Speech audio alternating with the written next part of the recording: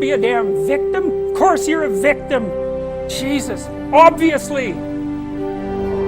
Put yourself together. And then maybe if you put yourself together, you know how to do that. You know what's wrong with you, if you'll admit it. You know there's a few things you could like polish up a little bit, that you might even be able to manage in your insufficient present condition.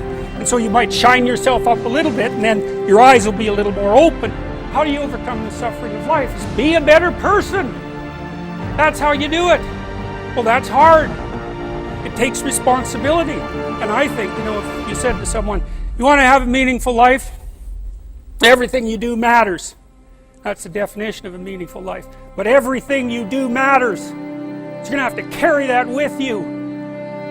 Or do you want to just forget about the whole meaning thing, and then you don't have any responsibility because who the hell cares, and you can wander through life doing whatever you want, gratifying impulsive desires for how useful that's going to be, and you're stuck in meaninglessness, but you don't have any responsibility. Which one do you want? Well, ask yourself, which one are you pursuing? And you'll find very rapidly that it isn't the majority of your soul that's pursuing the whole meaning thing, because, well, look what you have to do that. You have to take on the fact that life is suffering. You have to put yourself together.